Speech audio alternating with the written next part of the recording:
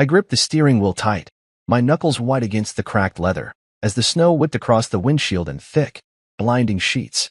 8 hours. 8 damn hours I'd been driving through this mess, all for her, for Camille. My wife.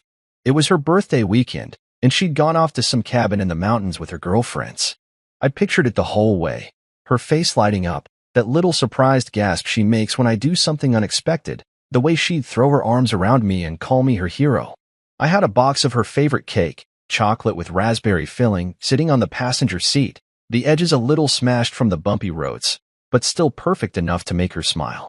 I'd always been the practical guy, not the romantic one she sometimes teased me about not being. But this was me trying. This was love, wasn't it? The storm didn't matter, the cold didn't matter, none of it did, as long as I could see her happy. The cabin came into view after what felt like forever, a little wooden thing tucked between pines, smoke curling from the chimney. I parked the truck, grabbed the cake box, and trudged through the snow, my boots sinking deep with every step. My jeans were soaked by the time I reached the door, but I didn't care. I could already hear her voice inside, that bright laugh of hers cutting through the muffled quiet of the storm. I didn't knock. Why would I? This was my moment. I pushed the door open, the warmth hitting my face, the cake box damp in my hands, and I stepped into the doorway. And then I froze. Camille was sitting there on the couch, a glass of wine in her hand, her head thrown back in laughter. Her friends were sprawled around her, Blair, Lena, a couple others I vaguely recognized, all giggling like they were in on some big secret. God, I hope he crashes, Camille said, her voice sharp and casual, like she was talking about the weather. I could use the insurance. Blair didn't even pause. She just smirked and said, for at least a few months of silence. The room erupted in laughter, loud and cruel, bouncing off the wooden walls. My chest tightened, like someone had punched me straight through the ribs. I stood there, snow dripping off my coat onto the floor, the cake box suddenly feeling heavy and stupid in my hands. They didn't see me at first. I could have backed out, could have pretended I hadn't heard it, but my feet wouldn't move. Camille's words kept echoing in my head. I hope he crashes, and every laugh from her friends drove it deeper, like a knife twisting in. Finally, Blair glanced up, her eyes locking on mine, and her smirk faltered for half a second. Oh, she said, and that's when Camille turned. Her face didn't light up. No gasp, no arms around me. Just a flicker of something, surprise, maybe annoyance, before she covered it with a tight little smile. You're here, she said, like I'd interrupted something. I didn't say anything. What was there to say? My throat felt thick. My tongue stuck to the roof of my mouth. I walked past them, the cake box brushing against my wet jeans, and set it down on the kitchen counter with a soft thud. The room went quiet for a moment, but I didn't look back. I could feel their eyes on me, could hear the unspoken questions hanging in the air, but I didn't care. I turned and walked out, the door swinging shut behind me, the cold biting into my skin again. The snow soaked through my jeans even more as I trudged back to the truck, my breath coming out in ragged clouds. Rage boiled up inside me, hot and bitter, mixing with something else, grief, maybe, or just plain hurt. I climbed into the driver's seat, slammed the door, and stared at the cabin through the windshield. The lights glowed warm against the storm, like nothing had happened, like I hadn't just heard my wife wish me dead. I didn't cry. I didn't yell. I just sat there, letting the snow pile up on the hood, feeling it all melt together, the love I'd carried for 8 hours, the hope I'd pinned on that stupid cake, the life I thought we had. It was gone, buried under her words, under their laughter. I started the engine, the rumble loud in the silence, and pulled away. The storm swallowed the cabin behind me, and I let it. I didn't know where I was going, not yet, but I knew I wasn't coming back. Not to her. Not to that. 8 hours for silence, she'd get it now. The motel sign flickered in the dark, a buzzing red vacancy that looked like it had been hanging on by a thread for years. I pulled into the lot, the truck's tires crunching over gravel and slush, and killed the engine. The snowstorm was still raging outside, wind howling like it was trying to tear the world apart, but inside the cab, it was just me and the quiet. No radio, no phone buzzing, nothing but the sound of my own breathing and the faint creak of the cake box still sitting on the passenger seat. I didn't know why I hadn't thrown it out, maybe because it felt like the last piece of the man I'd been a few hours ago, the one who thought love was enough. Now it just stared back at me, a soggy reminder of how wrong I'd been. I grabbed my duffel from the back, left the cake where it was, and stepped out into the cold. The motel room was as cheap as it got, stained carpet, a bed that sagged in the middle, a heater that rattled like it was about to give up. No TV, no Wi-Fi, nothing to pull me out of my head. I dropped my bag by the door and sat on the edge of the mattress, my wet jeans sticking to my legs. Camille's voice kept playing on a loop in my mind. I hope he crashes. I could use the insurance. The way she'd said it, so easy, so light, like it was nothing, like I was nothing. And then Blair, with that few months of silence line, like they'd all been dreaming of a life without me. I rubbed my hands over my face, trying to scrub it away, but it stuck there, sharp and heavy. I pulled out my phone, the screen lighting up with a couple missed calls from her. Probably wondering where I'd gone, maybe even worried I'd actually crashed. I didn't listen to the voicemails. Didn't want to hear her voice, not now, maybe not ever. Instead, I went into my contacts and blocked her number. My thumb hovered over the screen for a second, but then I did it, no hesitation, no second thoughts. Then I scrolled to Blair's name and did the same. Lena, the quiet one, I left alone. She hadn't said anything, at least not that I'd heard. The rest of them, the giggling chorus, got the same treatment. One by one, I cut them out, my phone going silent for real. It felt good, like I was taking something back, even if it was just a little control. I need to talk to someone, though, someone who'd get it. Julian picked up on the second ring, his voice rough like I'd woken him up. Hey, man, you okay? He asked, and I could hear the concern even through the grogginess. I told him everything, the drive, the cake, what I'd walked in on.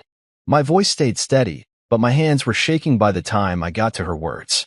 Julian didn't interrupt, just listened, and when I finished, he didn't say, I told you so. He could have. He'd warned me about Camille years ago, back when we were still dating. Said she was different when I wasn't around, colder, sharper. I brushed it off, told him he didn't know her like I did. Turns out he knew her better. You need a place to crash? He asked, and I didn't even have to think about it. Yeah, I said, if it's not too much trouble. He told me the spare room was mine, no questions asked. I thanked him, hung up, and leaned back against the headboard, staring at the cracked ceiling. The motel room felt smaller now, the silence thicker, but it wasn't the kind she'd wanted. This was mine, chosen, not forced on me. I grabbed my laptop from the duffel, the one I'd thrown in last minute, and plugged it into the weak outlet by the bed. If Camille wanted a world without me, I'd give it to her starting now. I logged into our joint bank account first. Changed the password, something she'd never guess, my dad's old truck's license plate number. Then the shared email, the streaming accounts, the home security system I'd set up 2 years ago. One by one, I locked her out, my fingers moving fast across the keys. It wasn't about revenge, not yet, anyway. It was about disappearing, about giving her what she'd laughed about. Silence. No more texts asking where I put the spare batteries, no more calls about what I wanted for dinner. She'd have to figure it all out on her own now. I canceled the auto pay on the Wi-Fi too, just for good measure. Let her deal with the cable company, she always hated that. By the time I was done, it was past midnight, and the storm outside had slowed to a dull roar. I lay back on the bed, the springs creaking under me, and stared at the dark. My chest still hurt, that tight ache that wouldn't let go, but there was something else too, a strange kind of relief. I didn't have to pretend anymore, didn't have to keep chasing that version of her I'd built in my head. The one who loved me back. Maybe she never had. Julian's place was a couple hours away. I'd head there in the morning, start fresh. For now, I closed my eyes, letting the silence settle over me like a blanket. It wasn't peace, not yet, but it was a start. And it was mine. I woke up to the sound of the motel heater clanking like it was about to explode, my back stiff from the lumpy mattress. The room was dim, gray light sneaking through the thin curtains, and for a second, I forgot where I was. Then it hit me, Camille's laugh, her words, the cake still sitting in the truck. I sat up, rubbing my eyes, the ache in my chest flaring up again. My phone was dead silent, no notifications, no buzzing, just the way I'd left it after blocking her last night. She'd probably woken up by now, stumbled into the cabin's kitchen, and seen it. The cake box on the counter, untouched, the chocolate frosting melting into a sad puddle. I wondered what she'd thought when she realized I was gone. Did she care? Did she even notice? I shook my head, trying to push her out of my mind, and grabbed my keys. Julian's place was waiting, and I had work to do. The drive was quieter than yesterday, the storm finally dying down, leaving the roads slick and empty. I got to Julian's by mid-morning, his little house on the edge of town looking like a lifeline. He met me at the door, coffee in hand, and didn't ask too many questions, just handed me a mug and pointed me to the spare room. "Take your time," he said, and I nodded, grateful for the space. I dropped my duffel on the floor, plugged in my laptop, and got to work. Camille might have been waking up to that cake, but I was waking up to something else, reality. She'd called my office already, I found out later. Left a message with my assistant, something vague about checking in. Then my mom called me, her voice tight. "Camille said you didn't come home last night. What's going on?" I told her I was fine, just needed some time, and hung up before she could dig deeper. My ex-college roommate texted too. Camille had tracked him down somehow, asking if I'd crashed at his place. She was looking for me, but I wasn't ready to be found. I met Daniela Quinn, my lawyer, at a diner an hour later. She was sharp, no nonsense, the kind of woman who could scare you into telling the truth just by looking at you. I'd called her on the way to Julian's, told her I needed to talk about my options. She slid into the booth across from me, her notepad already open, and said, "Start from the beginning." So I did, the drive, the cake, what Camille said, how I'd walked out. Daniela didn't flinch, just scribbled notes, her pen moving fast. "You want a divorce?" she asked when I finished, straight to the point. I hesitated. Did I? Yesterday, I'd have said no. Today, I wasn't so sure. "I want to know what I'm dealing with first," I told her. She nodded, like she'd heard it 100 times before, and said she'd get me in touch with someone who could help. That someone was Leo, a forensic accountant Daniela swore by. We met him that afternoon in his cramped office, papers stacked everywhere, a coffee mug balanced on a pile of folders. He was younger than I expected, with a quick smile and a handshake that felt like he meant it. "Let's see what we've got," he said, pulling up a chair. I gave him access to everything, our joint accounts, my logins, the works. I'd already changed the passwords last night, but I hadn't dug into the details. Leo did. His fingers flew over the keyboard, pulling up statements, tracking transactions, muttering to himself as he went. I sat there, sipping bad coffee, watching the numbers roll across his screen. It didn't take long for his muttering to stop. "Well," he said, leaning back, "she's been busy." Turns out, Camille had been moving money for over a year. Small amounts at first, $50 here, $100 there, into a private savings account I didn't even know existed. Then it got bolder. $500 after I got that bonus last spring. $1,000 after we refinanced the house. Leo showed me the trail, clear as day, her name tied to every transfer. She wasn't subtle, he said, almost impressed. Most people try to hide it better. I stared at the screen, my stomach twisting. This wasn't just a cruel joke at the cabin. This was planned, deliberate. She'd been building something, a little nest egg, while I was out there buying cakes and thinking we were a team. "How much?" I asked, my voice rough. Leo tapped a few keys. "About 20 grand, give or take." 20 grand. I let that sink in, the diner coffee turning sour in my mouth. All those late nights I'd worked, all those times I'd told her we'd save up for a trip or a new car, she'd been siphoning it off, bit by bit. Daniela leaned over, scanning the numbers. "This changes things," she said. "If you go for divorce, this is leverage. Separate property, hidden assets, she's in trouble." I didn't say anything, just nodded. I wasn't ready to decide yet, but I needed to know more. "Keep digging," I told Leo. He grinned, like he lived for this kind of thing, and promised to call me if he found anything else. Back at Julian's, I sat on the spare bed, staring at the wall. Camille had no idea where I was, no idea I was onto her. She'd probably cut into that cake by now, maybe even laughed about me leaving it behind. But I wasn't the fool she thought I was not anymore. I'd stopped believing in the love story I'd told myself, the one where she was my partner, my everything. Now I was following the paper trail, and it was leading me somewhere dark. The cake might have been melting on that counter, but so was the life we built. And I wasn't going back to clean up the mess. I woke up at Julian's with the sun barely creeping over the horizon, the spare room still smelling faintly of old wood and dust. My phone was quiet, no calls, no texts, just the way I'd rigged it.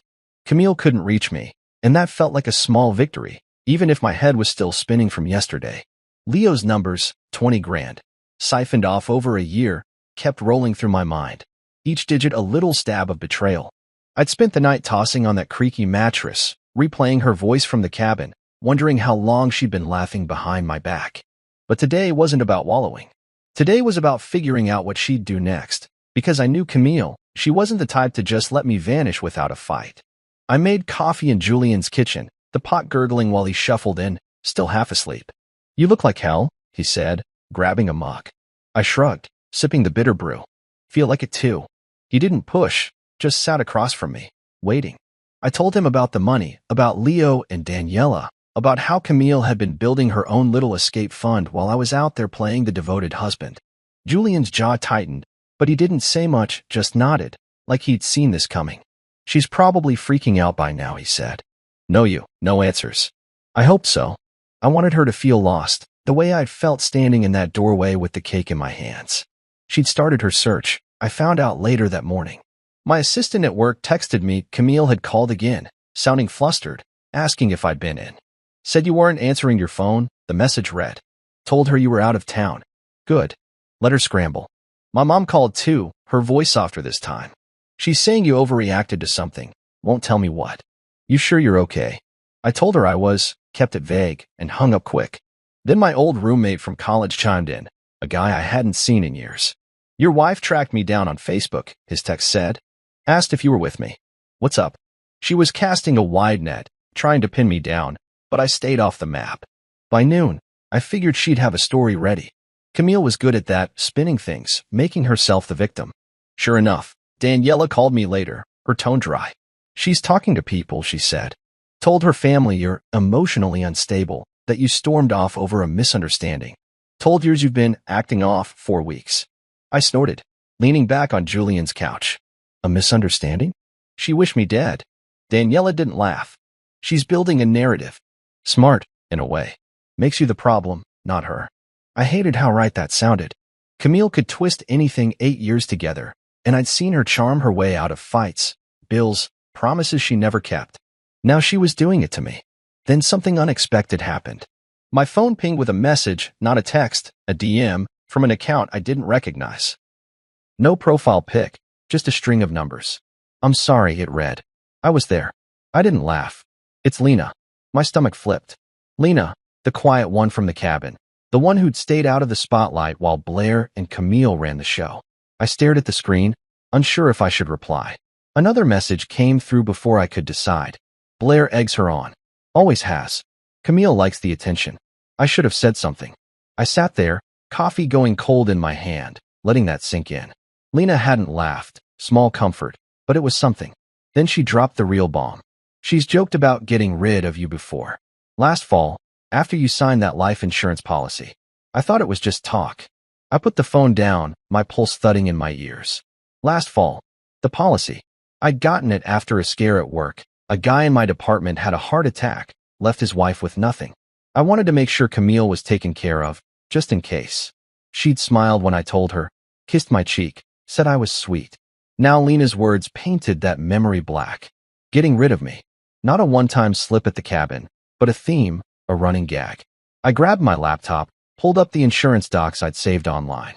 There it was, signed October 12th, $500,000 payout if I died.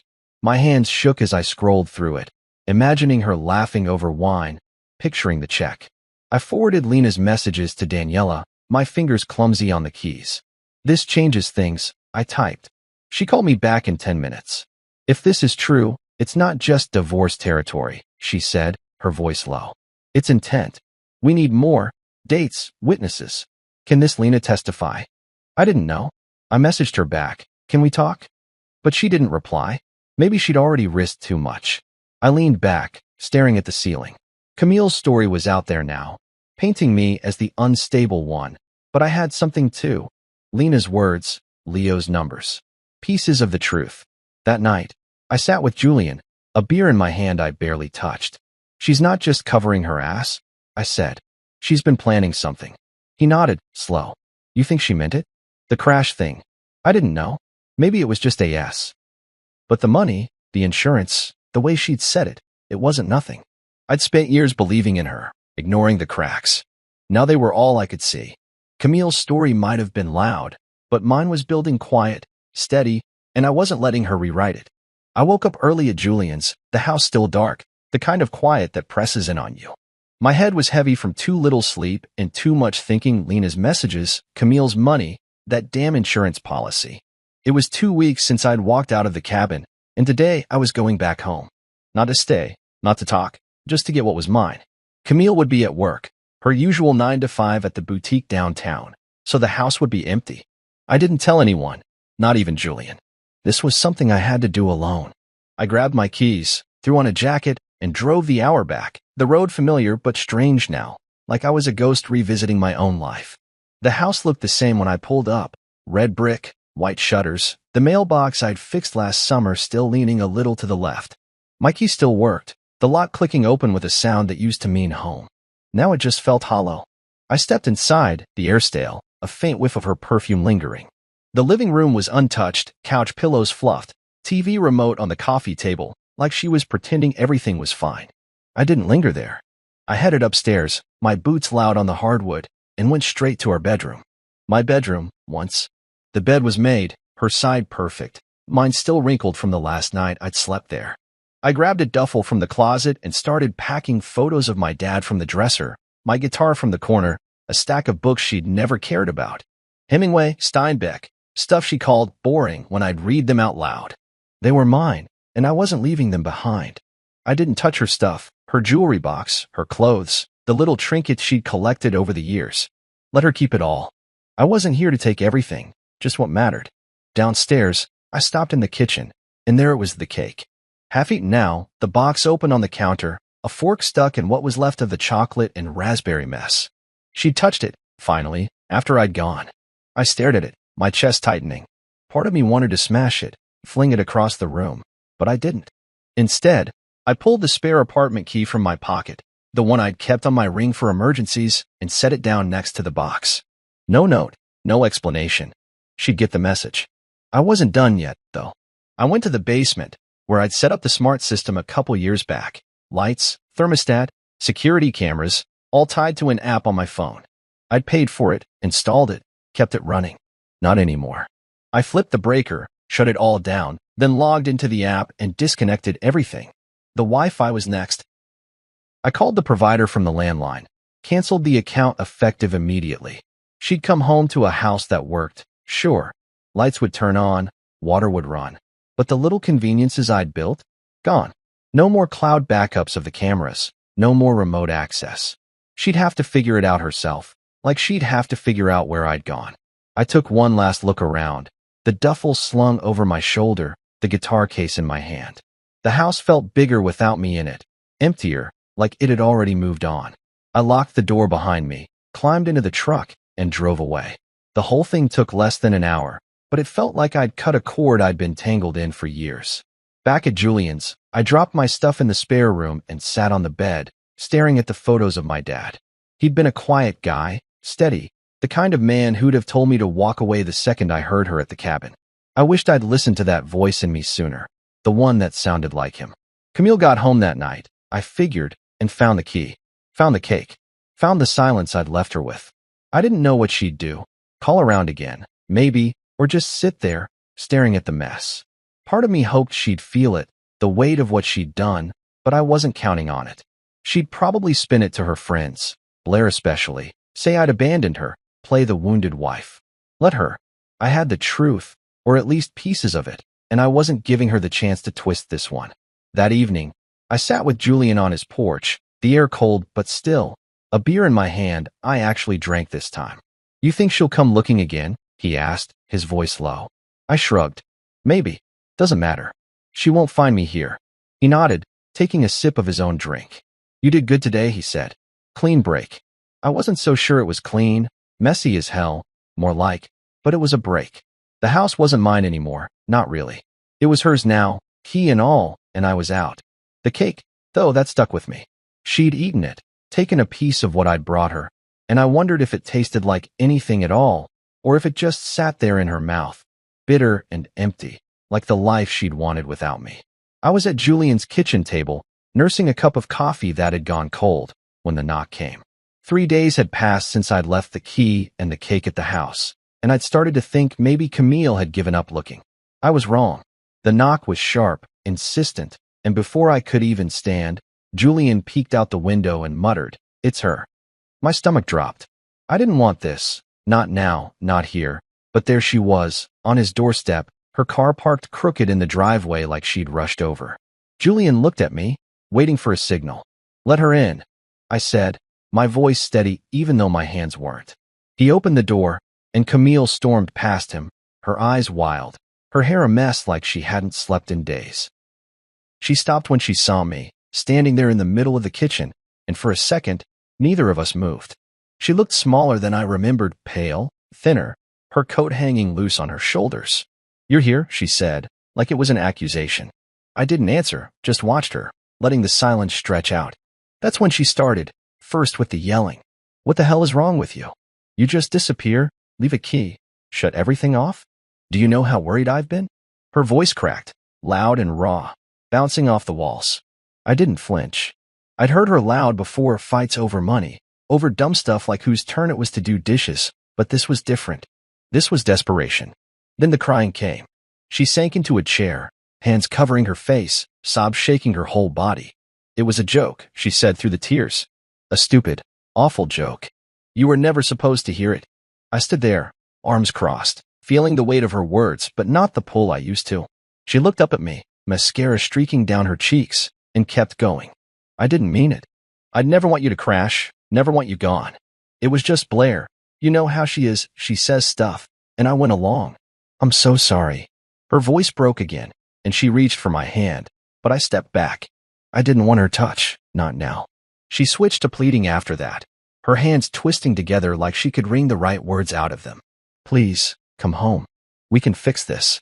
I'll do anything, talk to someone, therapy, whatever you want. Just don't do this." Her eyes were wide, searching mine, but I didn't give her anything back. I'd spent years reading her, guessing what she needed, bending myself to fit her moods. Not anymore. I looked at her, really looked, and all I saw was the woman who'd laughed about me dying, who'd stashed money away, who'd built a life that didn't include me long before I walked out. "You got your silence," I said, my voice low, final.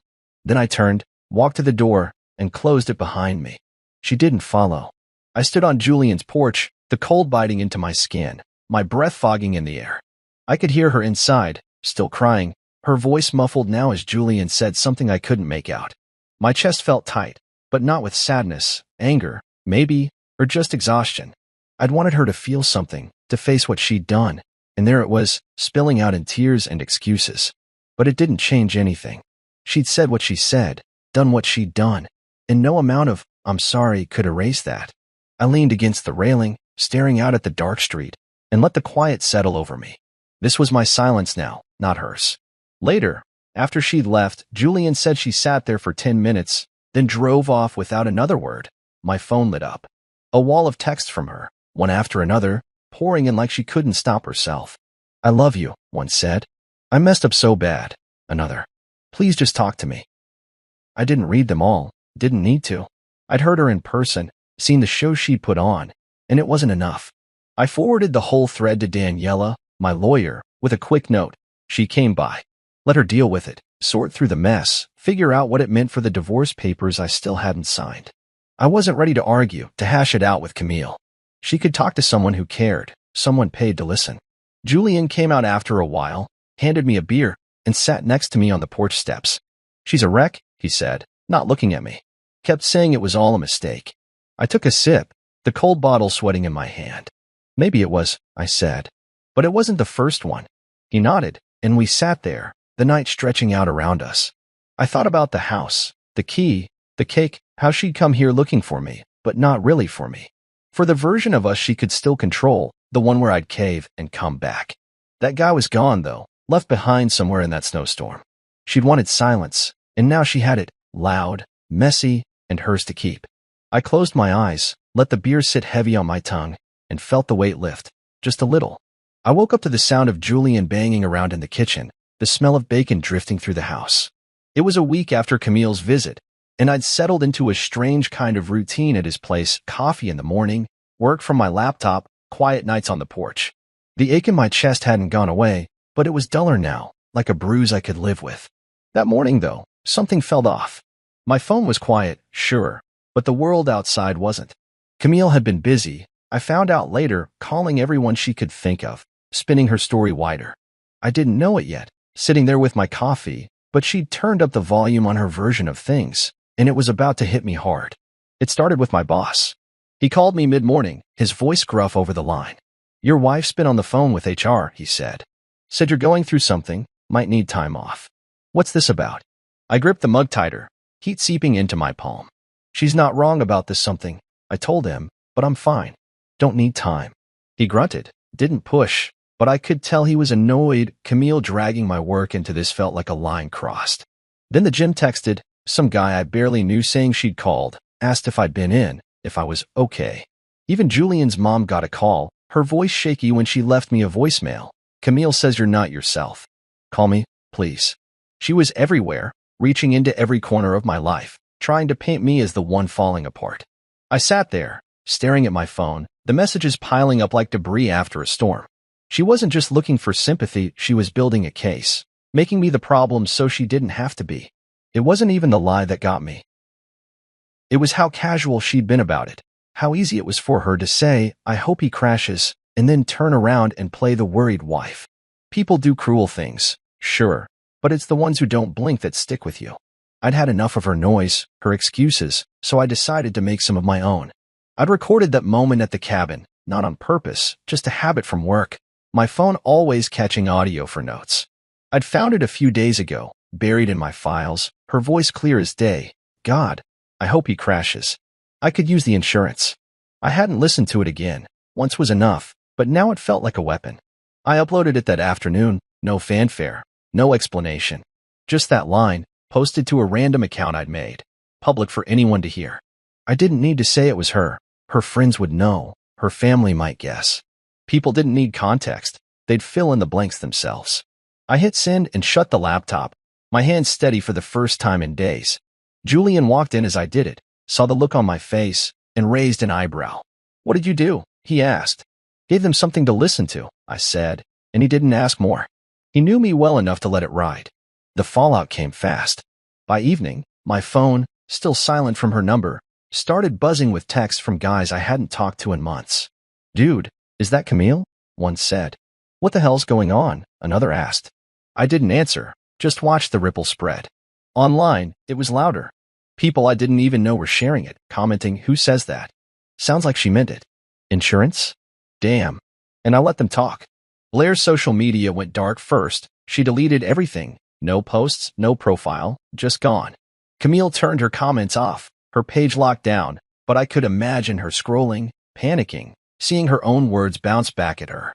For once, they were the ones getting silence, not me. I didn't feel good about it, not exactly. It wasn't joy, more like a grim kind of satisfaction, knowing she couldn't talk her way out of this one. She'd called my boss, my gym, Julian's mom, trying to sell her story. But this was her voice, her laugh, her truth. No one bought her joke, excuse when they heard it raw like that. I sat on Julian's couch that night, the house quiet except for the hum of the fridge, and thought about how she'd played it. She'd gone to everyone, thinking they'd take her side. My boss might have grumbled, the gym guy might have shrugged, even Julian's mom might have worried. But they didn't. Not after this. Her casual cruelty had a sound now, and it was louder than her tears. Julian came in later, a pizza box in hand, and dropped it on the table. You see what's happening out there? He asked, nodding at my phone. I nodded back, taking a slice. Yeah, it's done. He chewed for a minute, then said, she's gonna hate you for this. She already did, I replied, and he didn't argue. We ate in silence, the kind I'd started to like, the kind that didn't need filling.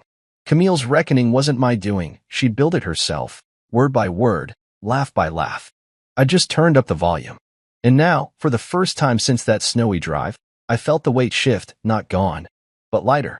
Her rumors were hers to carry now, and I was done listening. I woke up to the sound of rain tapping against Julian's windows, a steady gray drizzle that matched the heaviness in my bones. It had been 2 weeks since I dropped that audio online, and the noise from it had finally started to fade, fewer texts, fewer strangers chiming in, just a dull hum of aftermath. Camille hadn't reached out since, not directly anyway, and I'd gotten used to the quiet. But that morning, Daniela called, her voice crisp over the line. She wants to meet, she said. Through me, formal, no surprises. You in? I sat there, coffee cooling in my hand, and thought about it. Part of me wanted to say no, to keep the door shut, but another part, the part still tangled up in 8 years of marriage, needed to see her face, hear what she had left to say. Yeah, I told Daniela. But public, and you're there. She set it up, a cafe downtown, neutral ground, that afternoon. I got there early, picking a table by the window where I could watch the rain streak down the glass. Daniela showed up next, her briefcase tucked under her arm, and gave me a nod. "You don't have to say much," she said, settling in. Let her talk. I appreciated that she knew I wasn't here to argue, just to listen, maybe to close something I'd left hanging. Then Camille walked in, and my breath caught. She looked like a shadow of herself, pale, thin, her eyes sunken like she hadn't slept in weeks. Her coat was damp from the rain, clinging to her frame, and she moved slow, like every step cost her. She saw me, hesitated, then sat across from us, hands folded tight on the table. She didn't start with tears this time, not like at Julian's. Her voice was soft, shaky, but controlled. "I didn't mean it," she said, looking at me. "Not Daniela. What I said at the cabin, I didn't mean it." I leaned back, arms crossed, and kept my face blank. I'd heard this before, that it was a joke, line, but she kept going. "I know you don't believe me, and I don't blame you. It was stupid, awful, and I said it anyway. But I never wanted you gone, not really." Her eyes flicked down, then back up, searching mine. "I've been a mess since you left. I can't sleep, can't eat. I hate myself for it." Her fingers twisted together, knuckles white, and I saw the tremble in them. I didn't move, didn't soften. "But you said it," I told her, my voice flat. "You laughed about it, planned for it, money, insurance, all of it." She flinched, like I'd slapped her, and her mouth opened, then closed. "I didn't plan anything," she said finally, quieter now. "The money, I was scared, okay? Scared we'd fall apart someday, and I'd have nothing. It wasn't about you dying. It was about me surviving." I stared at her, letting that sit between us. Surviving. Like I was the threat, not the one who'd driven 8 hours with a cake to make her smile. Daniela scribbled something on her pad, silent, letting it play out. Then the tears came, slow at first, just a sheen in her eyes, then spilling over. "I miss you," she said, voice breaking. "I didn't know how much until you were gone. The house, it's empty without you. I can't stand it." She wiped her face with her sleeve, a quick, messy motion, and kept going. "I'll do anything, therapy, counseling, whatever it takes. I just want a chance to explain, to fix this." She looked at me, pleading, like she could will me back to the man I'd been before the cabin. But that guy was gone, buried under her words, her choices. I didn't cry. Didn't feel the tug I might have once. "We're in different stories now," I said, slow and clear. "Yours is about regret. Mine's about survival." Her face crumpled, a sob catching in her throat. But I didn't stop. "You had 8 years to say something else, to mean something else. You didn't." She stared at me, tears streaming, and I saw it hit her, the finality of it. Daniela shifted beside me, ready to step in, but Camille didn't fight. She just nodded, small and broken, like she'd run out of words. She tried one more time, her voice barely a whisper. "I'm sorry. I know it's not enough, but I am." I didn't answer, just watched her. The cafe hummed around us, people chatting, cups clinking, but it felt like we were in a bubble, the rain outside sealing it shut. She stood after a minute, shaky, and grabbed her bag. "I won't bother you again," she said, looking at me one last time, then walked out, her figure blurring through the wet glass. Daniela tapped her pen on the table. "That's it?" she asked. I nodded. "That's it." Back at Julian's, I sat on the porch, the rain still falling, soaking the world in gray. Her version of regret didn't change mine. I'd survived her, survived us, and I wasn't going back. She looked broken, sure, but so had I, standing in that doorway with the cake. She'd made her choices, and I'd made mine. The silence she hated now? It was my peace, and I wasn't giving it up for her tears. I woke up to the sound of Julian's dog scratching at the back door, a low whine cutting through the morning quiet. It was day 60 since I'd walked out of the cabin, and the world had settled into something I could handle. Work from Julian's spare room, nights with a beer and a book, no more chaos from Camille. The audio I'd posted had faded from people's feeds, Blair was still off the grid, and Camille's last words at the cafe, "I won't bother you again," had held true. I'd started to think that was it, that we'd both moved into our separate silences. Then the mail came. Julian dropped it on the kitchen table that afternoon, a small stack of bills and junk, but one stood out, a plain envelope, no return address, her handwriting on the front. My name, just Mark, in her messy scrawl. I stared at it, my coffee going cold, and felt the past creep back in. I didn't open it right away. Part of me wanted to toss it, Let it sit in the trash with the takeout menus and coupon flyers. But another part, the part that still remembered her laugh before it turned cruel, couldn't let it go. I took it to the porch, sat in the old chair Julian kept out there, and slid it open with my pocket knife. No fancy stationery, just a sheet of lined paper, her words spilling across it in blue ink. No, dear Mark, no formalities, just straight into it. I miss you, it started, and my chest tightened, not with longing, but with something heavier, something I couldn't name. Not the big stuff, not the fights or the silences, but the little things. The notes you'd leave in my lunch bag. Don't forget to eat, dummy.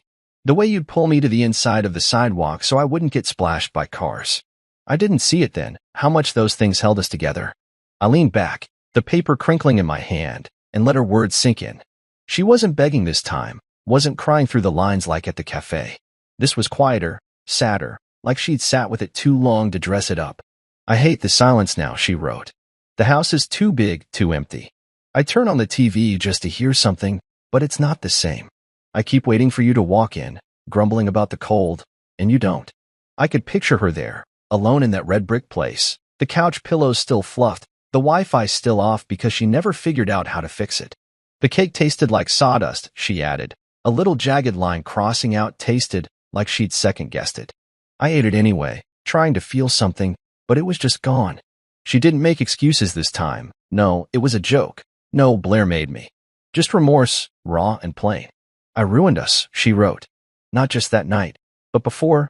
Every time I laughed at something I shouldn't have. Every time I took you for granted. I see it now, and it's too late. I don't expect you to write back. Don't expect anything. I just needed you to know.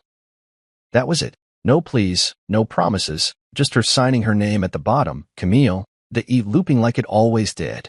I folded the letter, set it on my knee, and stared out at the yard, the grass patchy from the early spring thaw. I read it twice. The first time, I skimmed it, half expecting the old tricks, guilt trips, sob stories, but they weren't there. The second time, I went slow, letting each line hit me. The lunch notes, she'd never said much about them, just smiled when she found them, but now they were a ghost in her hands. The sidewalk thing, I hadn't even thought about it, just did it because my dad had, because it felt right. She noticed, though, and I hadn't known. I sat there, the letter heavy against my leg, and felt the pull of what we'd been, not the end, not the cabin, but the years before, when I thought we were solid. It wasn't love tugging me back, not anymore. It was memory, sharp and useless. Julian came out after a while, saw the paper, and didn't ask. You good? He said instead, leaning on the railing. I nodded, slow. Yeah, just thinking. He left it at that, went back inside, and I stayed out there, the air cool against my skin. I didn't write back. Didn't call Daniela to add it to the file. Didn't do anything but sit with it, turning it over in my head. She missed me fine. She hated the silence, okay. But it didn't erase what she'd done, what I'd found out. The money, the insurance, the laugh in her voice when she'd said, I hope he crashes. Regret didn't undo that. It just sat there, hers to carry, not mine. That night, I put the letter in a drawer, next to my dad's photos and the books I'd taken from the house. It wasn't trash, but it wasn't something I'd keep out either. I went to bed, the dog snores drifting from the living room, and slept better than I had in weeks. She'd said her piece, and I'd heard it. That was enough. The silence she hated was my steady ground now, and I wasn't trading it for her ghosts. I woke up on day 90 to a quiet house, the kind of stillness that felt earned, not forced. Julian was already out, some early errand, he'd mumbled the night before, and the dog was sprawled by the back door, snoring through the morning. I'd been at his place 3 months now, long enough to call it something like home, even if it wasn't permanent. The letter from Camille still sat in that drawer, unread since the day it came, but it hadn't left my mind. Not completely. Today felt different, though cleaner, like I could finally put a pin in it. I got up, made coffee, and decided to do something I hadn't planned until the idea hit me. I'd get the cake again. The same one, chocolate with raspberry filling from the same bakery I'd stopped at all those miles ago. Not for her, not for us, but for me. I drove into town, the spring air sharp through the truck's open window, and pulled up to the little shop. The bell jingled when I walked in, the same as it had that snowy night, and the woman behind the counter smiled like she remembered me. Maybe she did. Chocolate raspberry, she asked, and I nodded, handing over the cash. The box felt lighter this time, no storm weighing it down, no hope pinned to it. I took it back to my new place, not Julian's, but a small apartment I'd signed for a week ago, a fresh start with bare walls and a view of nothing special. I set the cake on the counter, the kitchen still half unpacked, and stared at it. This wasn't about reliving anything. It was about ending it. I grabbed my phone, snapped a picture of the cake, box open, frosting smooth, untouched, and sent it to her. No words, no caption, just the image. I didn't know why, exactly. Maybe to show her I could still stand in the same moment and not break. Maybe just to close the loop. She replied fast, faster than I expected. "I'm sorry," her text said. "I know it's too late." I looked at it, the screen glowing in the dim kitchen, and didn't answer. She was right. It was too late, but not for the reasons she probably thought. It wasn't about forgiveness or second chances. It was about me keeping what I'd found, this quiet I'd built out of her mess. I cut a slice of the cake, the knife sliding through easy, and took a bite. It was good, sweet, sharp, the raspberry cutting through the chocolate just right. Nothing like sawdust. I ate it slow, standing there by the counter, the apartment silent except for the hum of the fridge. This wasn't her cake anymore, not the one I'd carried through the snow, not the one she'd laughed over. It was mine, and it tasted like something new. Closure, maybe, or just the absence of her shadow. I didn't need her regret to feel it. I'd gotten here on my own, step by step, from that doorway to this counter. Looking back, it wasn't the crash she'd wished for that broke us. It was everything after.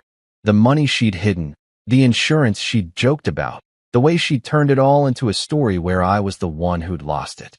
I'd spent those first days reeling, the 8-hour drive looping in my head, her voice cutting deeper than the cold. But I'd climbed out, through Leo's numbers, Lena's warning, Daniela's steady hand. I'd left the key, shut off the Wi-Fi, posted the audio, faced her at the cafe. Each move was mine, not hers, and it had brought me here, to a place where silence wasn't a punishment anymore. It was peace. She'd come to Julian's that day, crying and pleading, and I'd closed the door. She'd sat across from me at the cafe, broken and thin, and I'd walked away. The letter had landed in my hands, full of her ghosts, and I'd let it sit. Every time, I'd chosen this, the quiet over her noise, the truth over her spin. And now, with the cake in front of me, I could see it clear. I didn't need her to say sorry. I didn't need her at all. She'd wanted me gone, one way or another, and I'd given her that, just not how she'd pictured it. She got the house, the empty rooms, the silence she'd hated. I got this, freedom, steady in mine. I finished the slice, wiped the knife clean, and left the rest of the cake on the counter. Maybe I'd have more later, maybe not. It didn't matter. I stepped onto the tiny balcony, the town stretching out below, and breathed in the cool air. No storm, no rage, just the day unfolding. My phone stayed quiet, no more texts from her, no calls from anyone asking where I'd gone. They didn't need to. I was here, in a life I'd carved out, not one she'd shaped for me. The past was done. The cake was just cake, and the silence? It was mine to keep, not hers to give. I leaned on the railing, let the wind brush my face, and felt the weight lift for good.